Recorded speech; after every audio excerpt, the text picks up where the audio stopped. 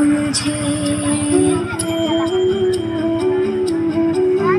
ये मोह मोह के धागे तेरी उंगलियों से जा उलझे। कोई टोह टोह ना लागे, किस तरह गिरहा ये सुलझे। है रोम रोम एक तारा, है रोम रोम एक तारा जो बादलों में से गुजरे।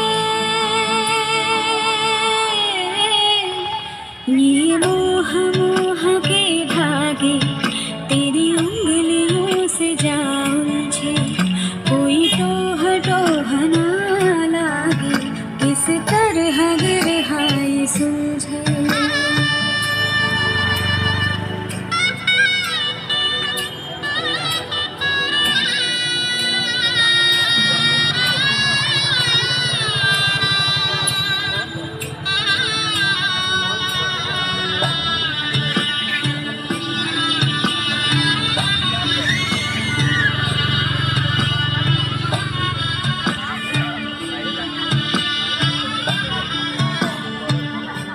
तू होगा जरा पागल, तूने मुझको है चुना। तू होगा जरा पागल, तूने मुझको है चुना। कैसे तूने अनकहा सब सुना। तू होगा जरा पागल, तूने मुझको है चुना।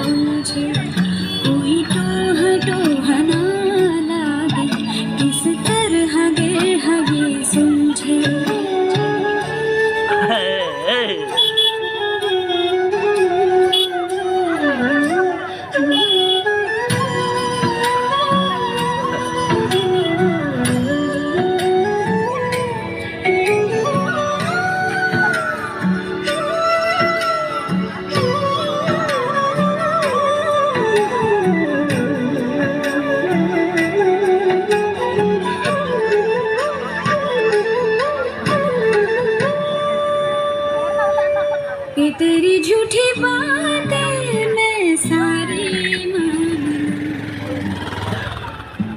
कि तेरी झूठी बातें मैं सारी मान लूं।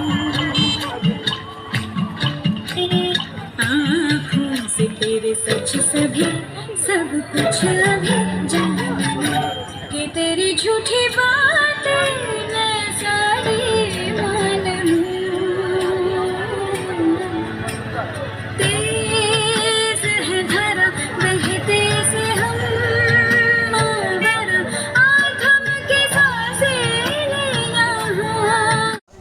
हेलो नमस्ते, मेरो नाम चाहिँ सिद्धार्थ छेत्री हो अनि म चाहिँ 26 वर्षको हो हैन। अनि अहिले चाहिँ म हालैमा चाहिँ स्ट्रिट डान्स गर्दैछु। यसलाई चाहिँ खास गरी बस्किङ पनि भनिन्छ, स्ट्रिट डान्स पनि भनिन्छ। यो चाहिँ किन गर्दैछु भन्दाखेरि म अब तपाईहरु कोही बेला सोच्नुहुन्छ होला देखेर मलाई कि यसको आर्थिक अवस्था कमजोर छ या घर फ्यामिलीमा केही प्रब्लम छ या कसैलाई चटपटको लागेको छ उसलाई हेल्प गर्दैछ, मतलब हेल्पको लागि गर्दैछ होला। होइन त्यस्तो गाइस। सो म चाहिँ यो चाहिँ नेपाल ट्राभल गर्दैछु अनि यो कारणले चाहिँ यो गरेको मैले जुन कलेक्सन हुन्छ जुन ठाउँमा गर्छु म गएर त्यो ठाउँको कलेक्सन चाहिँ म जुनै त्यही ठाउँको गरिब दुखीलाई चाहिँ देख्ने बित्तिकै उहाँहरूले चाहिँ एउटा भिडियो बनाएर म हेल्प गर्छु। सो त्यो भिडियोहरू तपाईँहरू मेरो च्यानलमा देख्न सक्नुहुन्छ। टिकटकमा पनि सिद्धार्थ छेत्री नै छ अनि युट्युबमा पनि सिद्धार्थ छेत्री, इन्स्टाग्राममा पनि सेम, फेसबुकमा पनि सेम, चारवटै ठाउँमा चाहिँ एकदम मेरो सेमै नाम छ।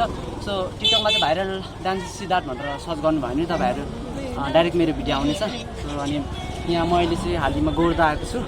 सो गोर्दा म नै मेरै नै घर गोर्दा एकमा छ। सो आफ्नै गाउँठाउँमा आएको छु र यहाँको आफ्नै गाउँठाउँको आफ्नै दाजुभाइ दिदीबहिनी आमा बुवाहरूले मलाई धेरै नै हेल्प गर्नुभएको छ, सहयोग गर्नुभएको छ। सो उहाँहरूलाई म थ्याङ्क यू भन्न चाहन्छु सबैजनालाई होइन। अनि यहाँदेखि चाहिँ धेरै धेरै माया पाएको छु मैले। अब अनि म यस्तै नै अब यो मेरो काम चाहिँ म कन्टिन्यू नै राख्नेछु।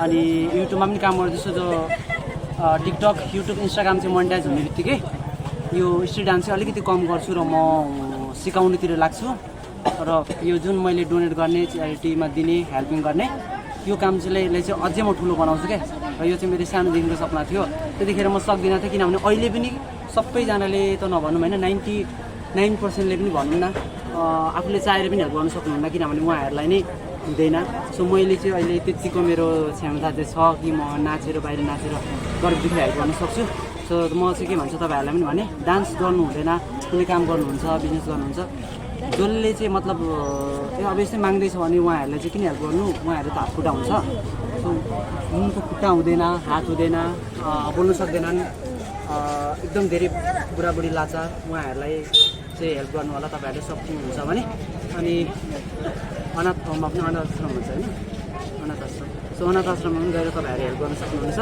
म चाहिँ बिस्तारै यो चाहिँ अनाथ आश्रममै डाइरेक्ट गएर हेल्प गर्ने काम चाहिँ म अलिकति बिस्तारै गर्दैछु सो अहिले चाहिँ म नेपाल ट्राभलिङ गर्नुपर्नेछ र आफूलाई पनि चिनाउँदैछु सो हजुर